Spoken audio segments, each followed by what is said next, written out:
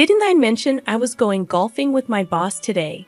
Geez, don't bother me for things like that, I exclaimed frantically when I called my husband. The response I received was cold and distant. Just moments before, I had received news of our daughter's involvement in a car accident. She was reportedly taken to the hospital, and despite the urgency of the situation, my husband, who was out golfing, showed no signs of concern. "What are you talking about? She's your daughter too," I exclaimed, but his demeanor remained unchanged. "I don't care. Golfing with my boss is more important than she is," he replied. My name is Catherine, a 42-year-old homemaker living with my husband, Bob, and our daughter. Bob, 3 years my senior, works for a major company downtown. We met at a party thrown by a mutual friend, and his dedication to his job as a business person attracted me. When Bob asked me out, I was over the moon, and his proposal day felt like floating on cloud 9. After getting married, I quit my job to focus on household chores, enjoying our newly life. A year later, we were blessed with a daughter named Emily. Raising her wasn't easy, but my mother-in-law, who had lost her husband and lived alone, was always there to help, a blessing indeed. Emily is now in her sophomore year of high school, studying hard, active in school activities, and enjoying her teenage life with friends. However, a noticeable change occurred in our harmonious family life about 6 months ago. It started after a long weekend when Bob planned a trip with his colleagues. Emily and I spent the holiday just the two of us. On the last day of the holidays, Bob returned and we had dinner together as a family for the first time in a few days. During dinner, Emily nervously approached the topic of her plans after high school. She had consulted with me while Bob was away and had already decided to go to college, which I supported. However, contrary to expectations, Bob grimaced and replied dismissively, "Why should I care? Do whatever you want." Taken aback by his cold response, I unintentionally let out a gasp. Bob immediately left the table without clearing his plate, stomping off to his room as if in a bad mood. Left behind, Emily and I were puzzled by Bob's unusually distant behavior. "I wonder what got into Dad. Did I say something wrong?" Emily asked. "He's probably just tired from the trip. We'll discuss your plans another time." I tried to console her. Although Emily seemed uneasy, she accepted my explanation. However, the following day, Bob's cold attitude persisted. From that point onward, he blatantly ignored Emily, refusing to engage in any conversation with her and consistently acting indifferent. Moreover, he started spending more time away on weekends, causing a significant decrease in the time we spent together as a family. Discussing Emily's future became an impossible task given the strained atmosphere. Feeling consistently ignored and without understanding why, Emily began to resent her father. Even my attempts to mediate proved futile, and their relationship worsened. Concerned about the situation, I consulted with my mother-in-law, who had a good relationship with Bob. She even tried to scold him, but it only made Bob angrier, leading him to snap and retort with a dismissive, "Mind your own business." To make matters worse, he blamed me for discussing the issue with my mother-in-law. On the night she came over after Emily locked herself in her room, Bob yelled at me, accusing, "Why did you talk to my mom? Don't meddle. It's because you've been cold to Emily, isn't it? Why are you ignoring her now? You used to dote on her so much." When I mustered the courage to ask why, Bob just glared at me with annoyance and didn't provide an answer. No matter how hard I tried to mediate between the two of them, Bob's attitude remained unchanged. Time went by without knowing the reason for his sudden change, but considering the shift in behavior after his return from a long weekend trip, it's reasonable to assume that something happened during that time. Perhaps someone filled his head with nonsense. Unable to figure it out on my own, I decided to talk to my mother-in-law and investigate the reason for Bob's change. Then, one Sunday, both Bob and Emily were out since the morning. As I carried on with my usual housework at home, I received a call on the landline just before noon. It was an unknown number, and with suspicion, I picked up. To my surprise, the caller claimed to be from the police. "Are you related to Emily?" the officer asked. "Yes, I'm her mother." "Oh my God, did something happen to her?" I inquired with a sinking feeling. The officer's response was unexpected. "Actually, the bus Emily was on got into a traffic accident," he explained, leaving me momentarily speechless. I felt a wave of dizziness, and my hands, holding the phone, started to shake. Emily had informed me she was going to the mall with friends, and apparently, she was on the bus at the time of the accident. According to the officer, a car from the opposite lane crashed into the bus, and Emily and her friend were taken to a city hospital. After hearing the details of the accident and hanging up, I was in shock and couldn't move for a while. However, I knew I had to inform Bob quickly. I rushed to call him on my cell, and after more than 20 seconds of ringing, Bob answered, grumbling, "What is it?" Ignoring his tone, I frantically conveyed what had happened to Emily. "Bob, this is serious. I just got a call from the police. The bus Emily was on got into an accident, and she's apparently been taken to the hospital," I explained, tears streaming down my face. But ignoring my panic, Bob coldly responded, "So what? What do you want me to do about it?" Seeing no signs of him being disturbed and feeling as if he couldn't care less, I got even more frustrated. "What are you saying? Please head to the hospital now. I'm going to." Before I could tell him the name of the hospital, Bob cut me off, saying, Didn't I tell you I have a golf outing with my boss today? I'm staying overnight and coming back tomorrow morning. Can't help it." True, he had mentioned a golf outing a few days ago, but I was shocked by Bob's lack of concern about our daughter's accident. "How can you even say that, Bob? Emily is your daughter," I pleaded. Bob replied, "I don't care. Golf with my boss is more important than her. You go to the hospital on your own," before hanging up abruptly. I tried calling back immediately, but it seemed he turned off his phone. I sent a text, but given his attitude, I doubted he would reply. Even though they had been distant, Emily is his flesh and blood. How could he be so heartless?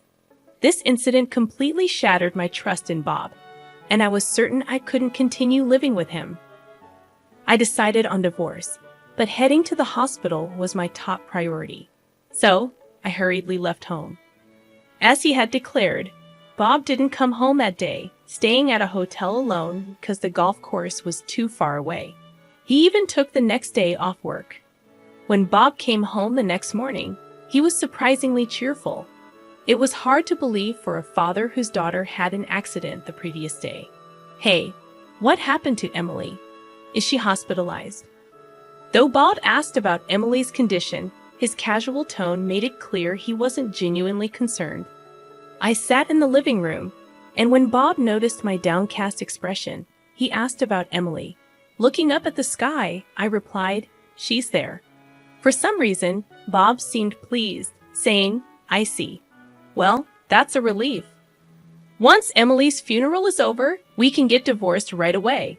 With that, he pulled out a piece of paper, an invoice from a lawyer specializing in divorce procedures, and thrust it in front of me. It served as both a contract for lawyer consultation and already had his signature on it. Though Bob appeared quite prepared, having already decided to divorce him, it might have saved me some hassle.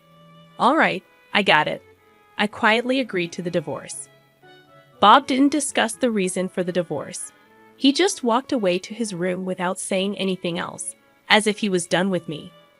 The Bob who once cherished Emily and valued our family was gone. It was a harsh realization, but I didn't feel sad, only an increasing resentment towards him. I then called my mother-in-law and informed her about Bob's return and the lawyer's contact. Within an hour, my mother-in-law arrived at our house, and Bob returned to the living room. As soon as my mother-in-law saw Bob, she approached him with tears in her eyes, questioning, "Bob, what were you doing when your family needed you the most? I never thought you'd be this cold-hearted."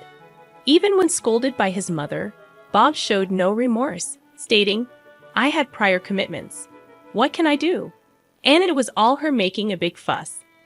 Looking at me with a mocking attitude, he continued, "I've been dying to get divorced. With Emily gone, I feel so relieved. Now I can leave without any regrets." Unable to tolerate it any longer, I shouted, thrusting a few pictures at Bob. The pictures depicted a man and a woman intimately together. The moment he saw them, Bob's face turned pale. The man in the pictures was unmistakably Bob. Stammering, he asked, "Where did you get these pictures?" I calmly replied, "They were taken yesterday afternoon. Weren't you supposed to be at a business golf outing? Instead, you were with a young woman. What were you up to?" Confronted, Bob averted his eyes with a frustrated look and began making excuses like, "She's just a colleague from work. We just went golfing together." I sighed in disbelief, remarking, "Golfing in such fancy clothes? I don't think so." "I already know you're cheating, so save your breath." The word cheating made Bob's face stiffen. His inability to deny it immediately was telling. But this wasn't the first time I learned of Bob's affair. Recently, he often left the house without telling me where he was going. After discussing with my mother-in-law and obtaining financial help, I had hired a private investigator. The investigation revealed that whenever he went out, he met the woman in the photos, exposing his affair. His so-called business golf was a complete lie, and he probably stayed at a hotel with his lover. I had more evidence of his affair. I even have a video of you and that woman coming out of a hotel. "Don't think you can get out of it," I declared. When I said that, Bob looked pleadingly at his mother, but she already knew of his infidelity and firmly shook her head in disapproval. To cheat and not even visit Emily in the hospital, and then to selfishly rejoice, thinking she's dead. "I don't know how you'll face your father," my mother-in-law said with a mix of anger and sorrow. Bob froze in shock, his mouth agape. "Wait, Isn't Emily dead?" he stammered. I explained to a bewildered Bob, "Don't jinx it. You misunderstood. She's very much alive. The injuries from the accident were just minor scratches. Emily was taken to the hospital yesterday, but she was fine and had no major injuries. The accident wasn't severe, so she came home the same day." Bob misunderstood my comment, looking up to the sky. "She's there," and assumed Emily had passed away. "Emily is on her school trip as planned. She'll be landing soon," I continued. "A school trip?" Bob was taken aback, his eyes wide. Bob, who didn't care about his daughter, had completely forgotten about Emily's school trip. The trip started today and was for 3 nights and 4 days. Emily had gone shopping for it yesterday, and the doctor had said that there wouldn't be any issues with Emily going on the school trip, so she left as scheduled this morning. When I told Bob that Emily was up in the sky, probably boarding the plane, I used those words to indirectly blame him for not worrying about our daughter. "Oh, that's what happened. Well, I'm glad Emmeline is okay. I hope she enjoys her trip," Bob said nonchalantly. "How can you say that now? You knew how much she'd been looking forward to this trip since sophomore year. But I guess you'd be just as happy if she had an accident. You probably forgot all about it." I sternly rebuked Bob, who tried to feign laughter. I didn't have a shred of affection left for him. No matter what he says in the future, I'm never going to trust Bob again. Just then, an email notification popped up on Bob's smartphone. After reading the message, Bob's body began to tremble with anger. Shoving the screen in my face, he shouted, "Hey, what the hell is this?" I looked at the screen with my mother-in-law, and it was from Emily with a concise message. "I can't consider someone who prioritizes his affair over his family as my father. I'm cutting ties with you." It was as if she was sending a message to a stranger. It seemed that Emily learned yesterday about Bob's lie about playing golf when he was actually meeting his mistress. She probably sent the email after landing. Being bluntly disowned by his 17-year-old daughter, Bob's face, which was pale just moments ago, turned a deep shade of red from shame and anger. He glared at me and began yelling, "This is all your fault. Weren't you the one who cheated first?" I was completely lost. "What are you talking about? When did I ever cheat?" I protested. "Jessica told me," Bob said. "Jessica? Who's that?" Then it hit me. The detective agency found out that Bob's mistress was named Jessica Accord. According to Bob, Jessica had filled his head with baseless lies about me when they first started their affair. She told him that I had cheated on him and that Emily was fathered by someone else. The detective agency confirmed that he began his affair 6 months ago, right when the relationship between Bob and Emily started to sour. Since Jessica works at the same company as Bob, they likely started their affair during the long weekend. Jessica had been spreading outrageous lies, saying I had cheated and had Bob raise Emily, a child fathered by another man. But Emily doesn't look or act anything like me. It's natural for me to have doubts. Both my mother-in-law and I were rendered speechless at Bob's outburst. Thinking Emily wasn't his because of Jessica's lie, he began to resent her and treated her coldly. But he didn't want to divorce because he didn't want to pay child support. However, mistaking Emily's accident for her death yesterday, he was relieved, thinking he could divorce without any complications. "You've got to be kidding me! So you believed a lie your mistress cooked up over your own family?" I shouted angrily. Bob responded with a dismissive laugh. "I don't care whether it's true or not. I'm going to divorce you and be with Jessica." Before I could retort, my mother-in-law stepped in with a stoic face. She sighed deeply as she locked eyes with Bob. I realized she was livid. "I wonder where I went wrong raising you. I'm so ashamed. Did you forget that Emily looked just like you when she was a baby? She's definitely your child," she said. "I told you, I don't care about that anymore," Bob retorted defiantly. Right then, someone knocked at the front door. I went to answer and brought the guest to the living room. Bob looked puzzled. The visitor was a man in a suit around our age. Bob rudely asked, "Who the hell are you? Are you her lover or something?" Unfazed, the man handed Bob his business card with a smile. Bob accepted the business card with disbelief. But the next moment, his eyes widened in surprise as he read, "Lawyer." Yes, he was the lawyer I had hired with the help of my mother-in-law. I had consulted him about Bob around the same time I had the detective agency investigate. I had asked him to come over yesterday, anticipating that Bob would do something rash given the situation with Emily. I suspected it had to do with Emily, and I had a feeling Bob might have done something unthinkable. I instructed Bob, "Call your mistress over right now." Bob started panicking and asked, "Why would Jessica be involved at this point?" The lawyer chimed in, "It's quite unreasonable to say she's not involved. Call her now." Bob had no comeback to that, realizing he had no way out. Reluctantly, he contacted his mistress. About 30 minutes later, a young woman arrived at the house. Jessica, in her 20s, probably took a personal day off from work just like Bob. She approached us with a disgruntled look, saying, "What's this all about?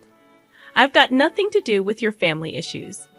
Despite Jessica's refusal, I informed her that I was divorcing Bob and that even if she stayed with him, he'd have to pay child support to Emily, who was about to go to college.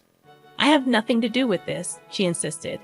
However, the lawyer promptly responded, "We have plenty of evidence of the affair. Plus, you fed Bob some nasty lies which resulted in irreparable damage to Catherine and her family. That's defamation, and we could sue you for it." By the time the lawyer finished explaining, both Bob and Jessica had turned pale, realizing they were out of options. Not wanting a court battle, Bob agreed to pay child support properly. We went through a divorce, and later on, I heard that Bob's company found out he had been using his boss as a cover for his affairs. The whole company was appalled by the way he handled the situation, especially when they found out he pretended to be happy about his daughter's fake death. Exposing his true nature led him to resign from his position. Finding a new job proved difficult as word of Bob's misconduct spread within the industry. Although he managed to find part-time jobs, his pride got in the way, leading to constant issues with colleagues, and he quit frequently. The savings set aside for Emily's future had already been spent on his affair with Jessica. Soon after our divorce, the two broke up, and Jessica apparently quit her job too. But now that's none of my concern. Struggling, Bob turned to his mother for help but was denied. He even tried to cozy up to me and Emily, saying, "Please, I was wrong. Let's start over, the three of us." Of course, we rejected him, blocked his contacts, and moved to a new place with the help of his mother. Now his mother lives near us, and we continue to maintain a close relationship.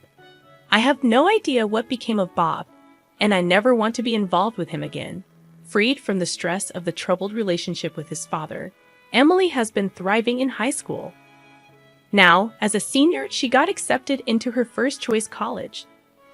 "Congratulations, Emily. You did an amazing job," I said.